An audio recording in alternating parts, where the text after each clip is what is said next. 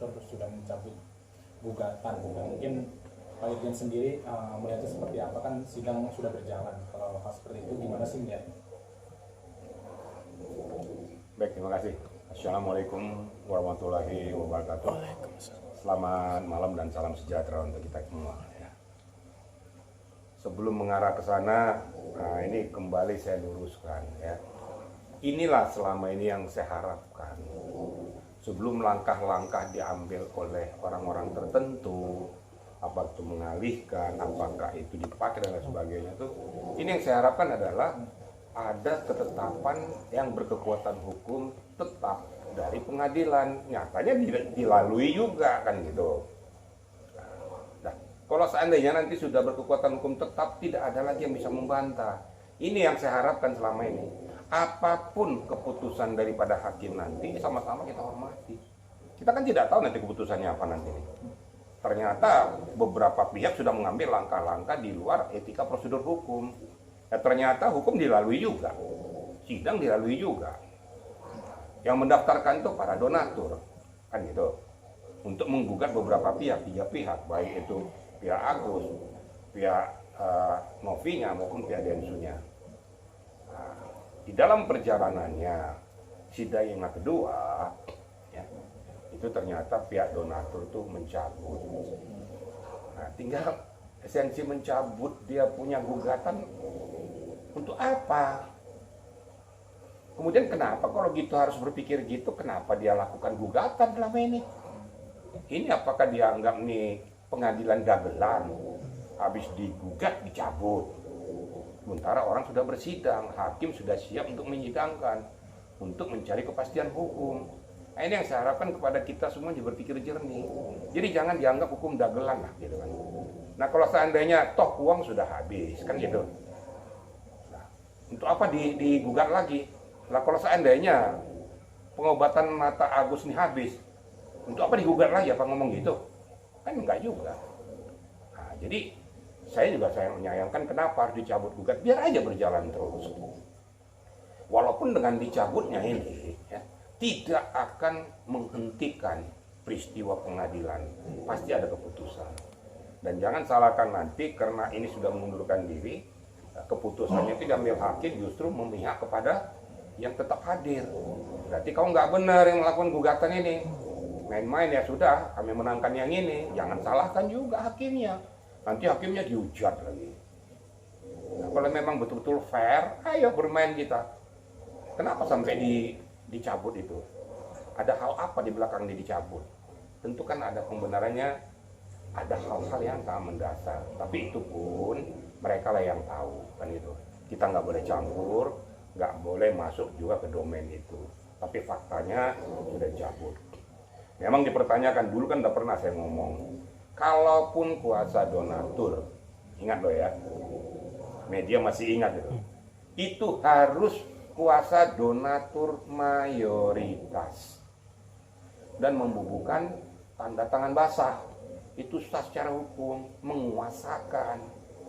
Nah, dan dikatakan bisa secara elektronik, nggak bisa. Kalau di sidang pengadilan nggak boleh. Ini kan masalah kan menguasakan langsung, harus tanda tangan basah.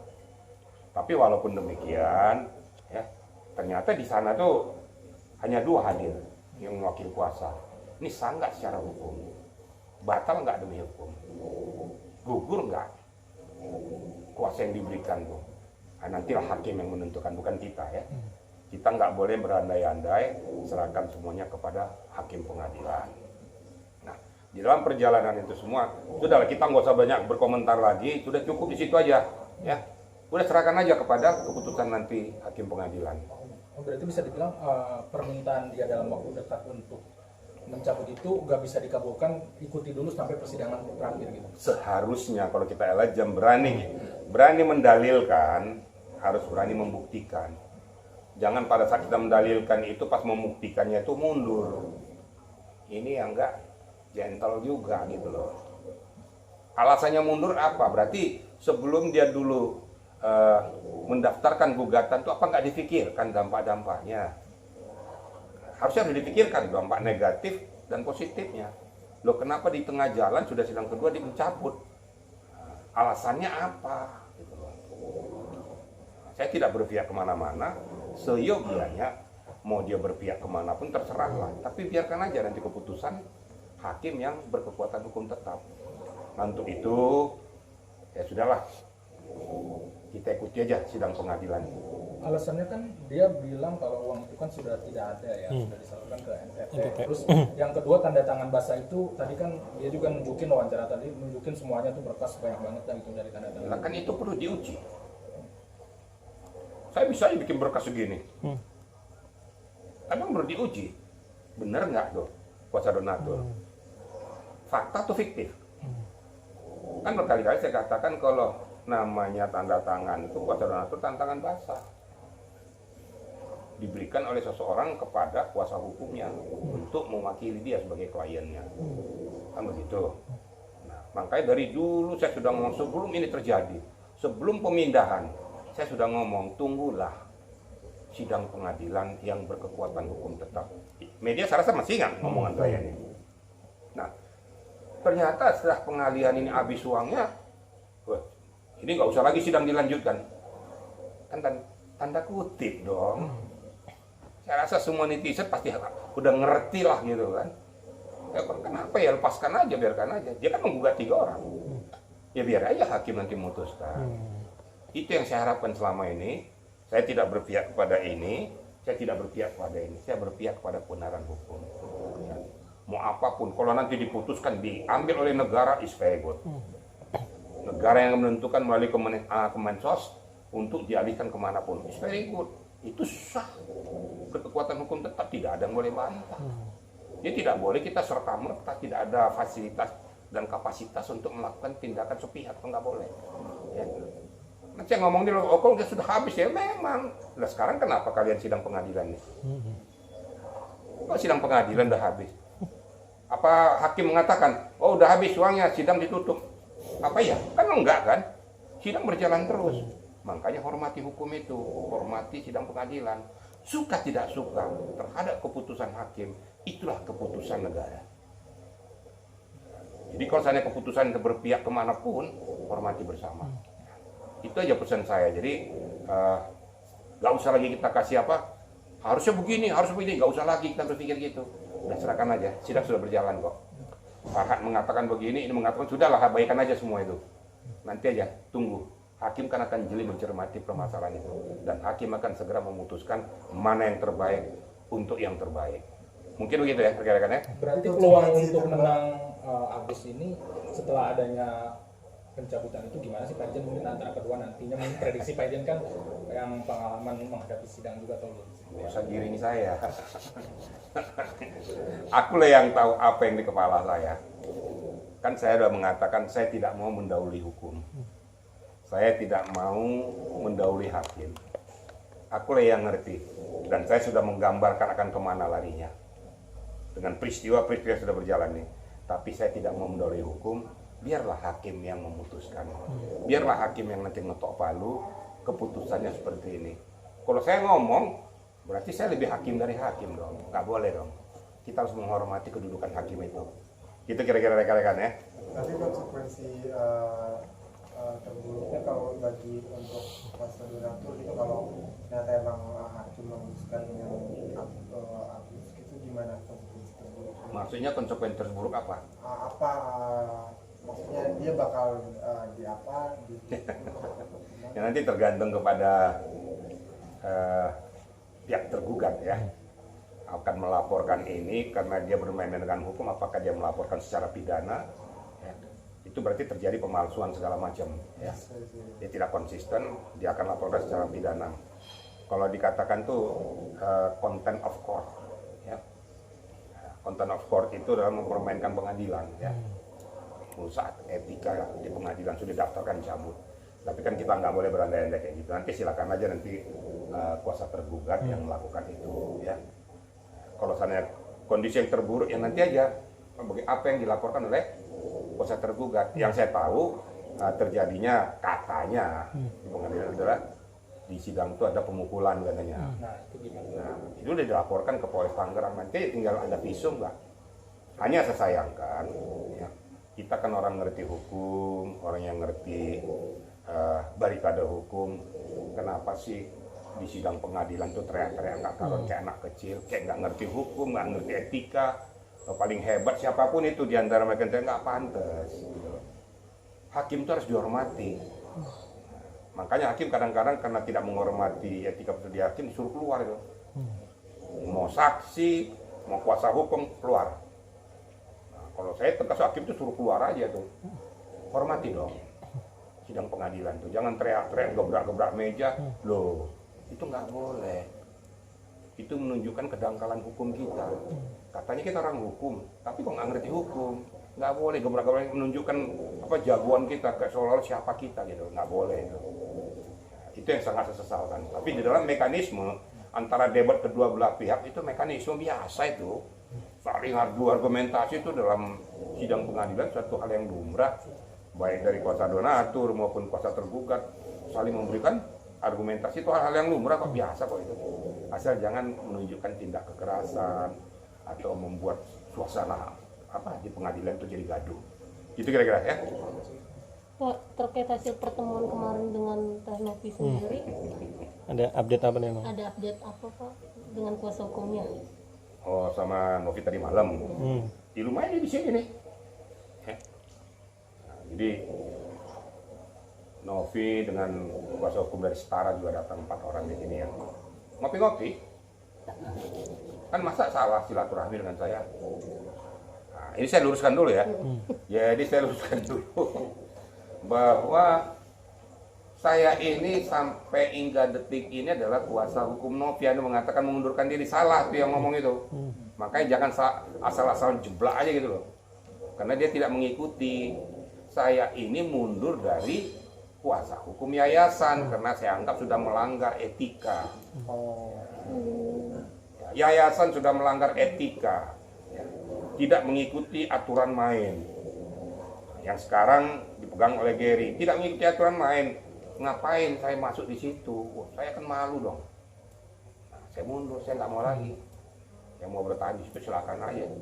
Saya kan punya marwah, punya harga diri. Nggak boleh dipermainkan. Tapi untuk Novi, secara pribadi dia minta perlindungan hukum dengan kita, ya, kita tolong dia. Akhirnya bekerja sama dengan Setara itu juga, minta tolong kepada kami. Akhirnya gayung bersambut, hubungan komunikasi sudah mulai lancar. Jadi kita selama ini kan diputus, ya. Antara kuasa hukum yang satu dengan yang lain tidak boleh berhubungan, terputus. Inilah kerjaannya Gary. Biar tahu nih selama ini bagaimana gitu ya. Nah, akibatnya, kalau saya mengatakan begini, analogi saya nih. Kok saya mungut orang, saya kasih makan, ya, saya kasih hidup, kasih pekerjaan, saya gaji, ternyata makan saya. Air susu dibalas air tuba, itulah Gary. Kalau saya langsung nunjuk itulah Gary. Air susu dibalas air tuba. Sejelek-jeleknya Novi, ya, sejelek-jelek Novi tidak pantas dia melakukan hal itu. Ingat Novi yang membawa dia digaji sama Novi supaya sama-sama dalam yayasannya, atau di belakang dia menelikung. Bahkan ini informasi dari saksi semuanya dilarang berkomunikasi dengan Novi. Akhirnya saya ketahuan setelah datang ke kantor saya, diminta kan Novi telepon Ancel gampang-gampang, nggak diberikan. Akhirnya Novi maksa, lah kan kita minta bantuan kepada beliau, kenapa nggak dikasih? Tadi Pak Sakir dikasih. Jadi ada hal tertentu dilarang untuk berkomunikasi, termasuk kepada Setara. Setara itu dikasih nomornya juga untuk secara khusus, termasuk teman-teman yang lain. Jadi antara kita kuasa hukum yang satu dan yang lain itu terputus. Lo kan lucu dong. Ya namanya kuasa hukum mau ring satu, ring tinju kayak apa, kan saling mengisi dong komunikasinya. Sehingga apa yang harus disampaikan itu kalau sudah berkoordinasi kita berikan pendapat-pendapat hukum supaya dilaksanakan oleh yang bertugas di lapangan. Terputus. Nah itu yang buat saya mundur. Siapa pelakunya ya dia. Jadi biar tahu media jangan, wah hebat Gary, no, joblok. Kalau saya ngomong apa adanya karena saya lihat fakta. Jenderal, pertemuan berarti pertemuan kemarin ke sini itu ada pembicaraan tentang yayasan Serius ini? nggak? Saya sudah mengamati dari awal. Ya. Makanya Novi saya katakan, Novi kau hati-hati karena orang yang terdekat kau akan makan dirimu. Karena saya lihat geliat-geliat sudah tidak baik. Pura-pura senyum di depanmu, di belakang kau dilibet. Nah ini kejadian ini. Itu sudah saya ingatkan. Tapi Novi kan orangnya kan begitu, dia nggak ya gimana, tapi nggak yang bersambut terus. Berapa kali mau ngajak ketemu dengan saya tuh dibentengi oleh yang namanya Gary nih. Supaya tidak bisa berkomunikasi karena udah tahu saya tuh kalau udah ngomong tuh kalau nggak cocok sih bilang nggak cocok gitu loh. Nah, inilah peristiwa yang terjadi. Nah sekarang masalah yayasan ini. Nah setelah ini disampaikan sama Novi tadi malam dan kemarin ya, bersama dengan kuasa hukum juga kita ngobrol-ngobrol di sini. Ya. Jadi pelemparan uang ini saya luruskan. Tidak pernah Novi mengatakan ada di sini kayaknya sama saya semua. Pelemparan uang itu tidak pernah Novi mengatakan menghambat, jangan atau balikin, tidak ada. Tapi Novi yang mengatakan sesuaikan dengan SOP-nya. Itu betul. Sesuaikan dengan SOP-nya ya. Namanya yayasan kan bukan uang milik pribadi. Harus ada dong mekanisme. Pada saat dikeluarkan harus diketahui oleh semuanya, pembinanya, sekretarisnya, apa siapapun di situ menandatangani bahwa itu sah harus dikeluarkan. Tidak bisa dikeluarkan oleh seseorang yang mengaku sebagai ketua yayasan, apapun alasannya. Harus diketahui bersama, apalagi pembina ada. Nah, ini terjadi. Dan terakhir ini sudah sampai di Jakarta, ini saya sampaikan saja sekarang nih. Ya. Mungkin mereka masih ragu-ragu, Setara akan melaporkan ke pihak kepolisian. Ya. Terakhir dikeluarkan dengan merubah spesimen. Gering minta uang 100 juta ke yayasan. Ini biar ketahui, saya ngomong karena sudah tunjukkan. Ya, Setara akan ngambil langkah tindakan hukum. Ini sudah nggak benar, ini penggelapan ini. Penggelapan ya. Merubah statement tidak diketahui oleh pembina dan yayasan semua. Keluar statement. Uang 100 juta, ada tanda buktinya semua. Dan bukti-bukti yang akan dikumpulkan akan dilaporkan dari Setara. Ini informasinya dari Setara akan bergerak besok untuk menindaklanjuti ini. Nanti kita lihat aja nanti. Tapi bukti 100 juta yang dikeluarkan itu ada.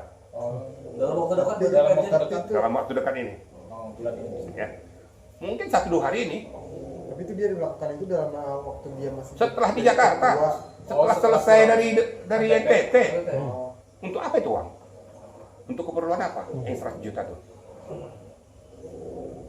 Tapi dia kan sebagai ketua gitu punya. Emang ketua dia pemilik yayasan? Paham nggak kira-kira? Saya diangkat jadi ketua sekarang nih. Emang suka-suka saya mengeluarkan duit? Kan bukan duit saya. Paham nggak kira-kira? Kecuali kalau duit saya, suka-suka saya. Kalau bukan duit saya kok enak-enaknya kan ada bendahara. Ini kan uang yayasan loh, uang orang banyak loh. Nggak boleh seenaknya mengeluarkan uang. Dan itu menurut keterangan dari Setara ini merubah spesimennya. Tapi ada, mungkin yang itu kan 100 juta tuh. Mungkin ada bukti lain nggak sih? Yang untuk sementara yang disampaikan oleh dari Setara itu. Ya. Tapi Dan ada- saya lihat ada buktinya dan itu telah, itu pidana. Pidana. Penggelapan. Kemudian pemalsuan surat. Ya. Kena 263 juga dia, kena 266 dia. Pajak sendiri akan mendampingi Novi sendiri Novi sendiri. saat laporan atau hanya tim Monitor. yang lain? Nanti dari Setara nanti akan jalan. Saya memberikan supporting. Kan saya dari dulu kan saya nggak mau, saya udah bilang dari dulu. Saya tuh yang benar, saya katakan benar, saya berikan pendapat hukum yang konstruktif. Biarlah anak-anak muda yang muncul untuk melaporkan ke sana. Kalau saya nanti datang ke pihak kepolisian, terkesan nanti seolah-olah saya intervensi, saya nggak mau. Bagaimanapun mereka kan adik-adik saya. Nah, supaya netral, saya berikan kepada mereka untuk berjalan. Tapi saya berikan gambaran-gambaran hukum itu. Yang tadi malam disampaikan dari Setara juga, ya. Itulah kondisinya. Ya. Jadi setelah di Jakarta ini loh ya, dokumen keluar tuh. Nah pertanyaannya kemana tuh? Untuk apa? Untuk kepentingan apa? Kenapa dia bisa mengeluarkan secara sepihak?